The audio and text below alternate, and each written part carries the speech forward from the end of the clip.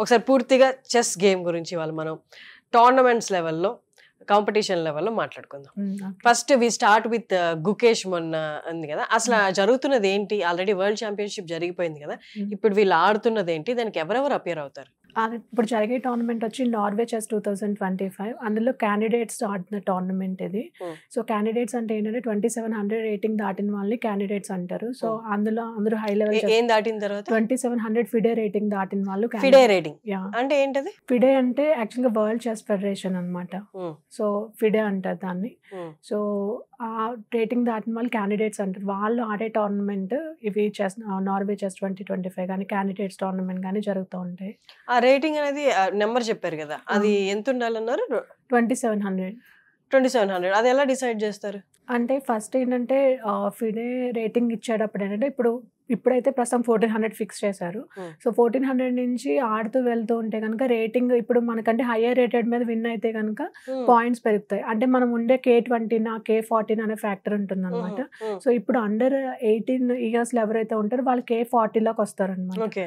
So అలాగే 2300 rating below ఉన్న వాళ్ళు కూడా K40లోనే ఉంటారు. వన్స్ 2300 దాటిన తర్వాత అండర్ 18 ఉన్నా సరే వాళ్ళు K20లోకి వెళ్తారు అనమాట.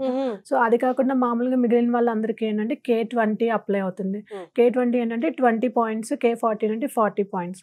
సో 40 పాయింట్స్లో ఏంటంటే విన్ అయితే 35-36 పాయింట్స్ పెరుగుతాయి. హైయర్ రేటెడ్ 100 పాయింట్స్ కంటే ఎక్కువ ఉన్న వాళ్ళ మీద విన్ అయితే ఆ పాయింట్స్ పెరుగుతాయి. అలాగే ఓడిపోతే కూడా 100 పాయింట్స్ తక్కువ ఉన్న వాళ్ళ మీద ఓడిపోతే ఆ 35 పాయింట్స్ మైనస్ అవుతాయి అనమాట.